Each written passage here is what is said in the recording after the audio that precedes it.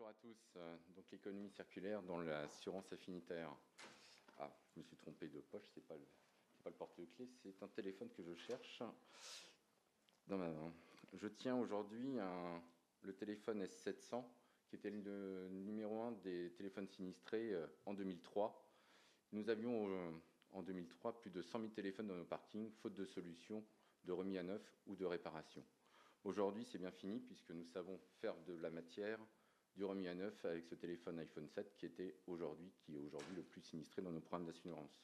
J'ai choisi une illustration de l'économie circulaire avec l'assurance affinitaire sur la téléphonie, mais pour votre information, cela aurait pu être sur les consoles de jeux, les téléviseurs, les ordinateurs, puisque aujourd'hui l'économie circulaire véritablement s'impose à tous les assureurs. Parce que l'économie circulaire est plus que jamais une obligation pour les assureurs, le groupe SPB, leader affinitaire, donne depuis 2003 la possibilité d'avoir une seconde vie pour ces produits sinistrés, tout en maîtrisant toutes les étapes de revalorisation de ces produits. L'économie circulaire est plus que jamais une obligation pour les assureurs. Qu'est-ce que c'est que l'économie circulaire? L'économie circulaire, on l'oppose à l'économie linéaire, et celle où on produit, on l'utilise et on jette. Cela n'est plus possible aujourd'hui, vu les ressources qui sont de plus en plus limitées. La notion d'économie circulaire n'est pas nouvelle. C'était celle qui prévalait avant la Seconde Guerre mondiale, avant l'avènement de la société de consommation. Aujourd'hui, vous pouvez y penser par rapport à nos grands-parents qui avaient tous une blouse bleue et qui savaient réparer. Ce savoir-faire, aujourd'hui, n'est plus, mais aujourd'hui, doit s'imposer pour pouvoir permettre d'imposer dans l'assurance affinitaire des solutions de réparation et de seconde vie. À plusieurs titres, l'économie circulaire est obligatoire quelque part pour les assureurs d'un point de vue réglementaire, économique et moral. Contrainte réglementaire d'abord.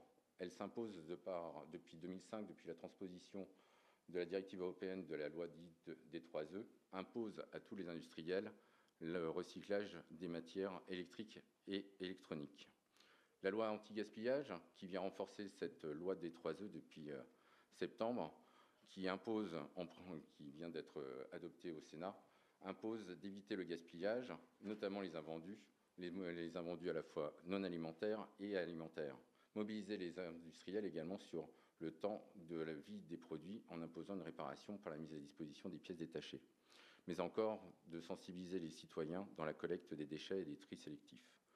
Il ne faut pas oublier que ces produits techniques ont des données personnelles. La responsabilité aussi pour l'assureur, c'est quand on va réemployer ces téléphones ou ces biens techniques, c'est de pouvoir en tracer l'effacement des données et de pouvoir le certifier. Une obligation économique également, puisque un téléphone, ce Samsung S700, en 2003, dans les programmes d'assurance affinitaire, avait une fréquence de 3%. Aujourd'hui, dans les programmes d'assurance, un téléphone iPhone, c'est 25% issu pour un programme de dommages. On décuple la fréquence, mais pour autant, les cotisations d'assurance n'ont pas décuplé. Donc c'est par la maîtrise du coût moyen que cela a permis d'éviter l'inflation des cotisations d'assurance dans les programmes affinitaires.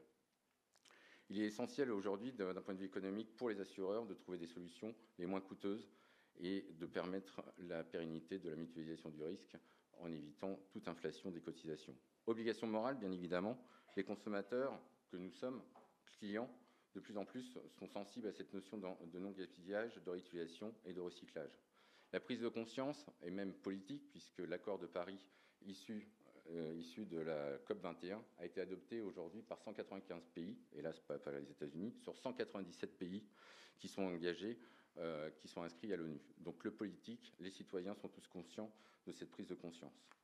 De même, l'obligation morale aussi, c'est que les assurés acceptent dorénavant le remis à neuf, puisque la fiabilité de ce remis à neuf aussi, au regard des taux de panne, sont même inférieurs aujourd'hui que les biens neufs. Il faut savoir également que le remis à neuf est fait en France. Ce ne sont pas des emplois délocalisés. On réinstitue, on refabrique des produits. Le groupe SPB donne une seconde vie aux produits sinistrés. SPB, en quelques mots, nous sommes courtiers gestionnaires affinitaires depuis 1965, nous sommes un groupe familial. On nous délègue la gestion et essentiellement sur les produits techniques. Aujourd'hui, on collecte 1 milliard de primes. Nous avons un chiffre d'affaires de 280 millions. C'est environ 60% qui sont issus des services. C'est sur cette partie-là que j'illustre l'économie circulaire. nous avons choisi de faire le choix de traiter sur l'activité, nous avons choisi de pouvoir donner du service par le rachat en 2003 de l'entreprise O2M, qui était broker, mais qui savait effacer des données et savoir valoriser les biens. Aujourd'hui, nous savons valoriser des consoles de jeux, de l'électroménager, de tout le high-tech, même des trottinettes électriques, des vélos électriques. Et dernièrement, on s'est même recyclé des matelas dans les programmes de location. On s'est détricoté les matelas pour en refaire du neuf. Ce n'est pas que des produits techniques qui sont aujourd'hui remis à neuf chez nous. Résultat des courses, aujourd'hui en 2019, nous aurons réparé à peu près 800 000 téléphones, réinjectés en remplacé 150 000 produits high-tech, dont 80% de remis à neuf. D'un point de vue économique, le prix de la réparation équivaut à 30 à 40% du prix du neuf. Le prix du remis à neuf, c'est entre 70 et 80% du prix. En 2003, c'était à peu près 5% qu'on savait faire en remis à neuf. Aujourd'hui, nous atteindrons à peu près 80%. Ce n'est pas que par SPB, mais aussi par le sourcing d'autres prestataires qui sont aussi français. Si aujourd'hui, nous avons été les premiers à le faire, nous nous sommes organisés depuis 15 ans pour le faire.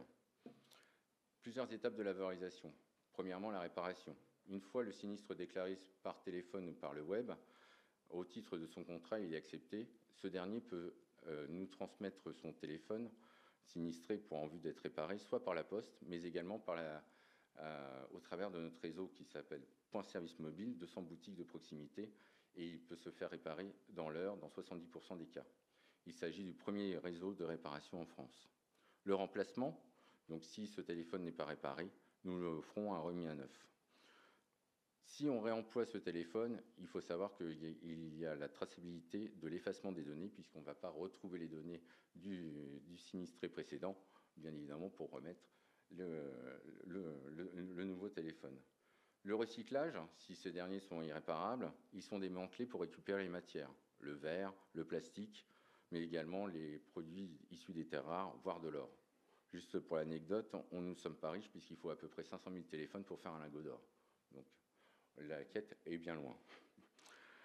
Nous sommes aujourd'hui les seuls à avoir ce savoir-faire. C'est véritablement en Europe que nous savons mieux le faire par rapport à ces emplois délocalisés. Pour aller demain, nous avons tous besoin de vous. Il est essentiel que tous les intervenants de l'assurance se mobilisent et prennent part à une démarche circulaire anti-gaspillage, en vue aussi de préserver nos emplois en France. Je vous remercie de votre attention. Merci beaucoup.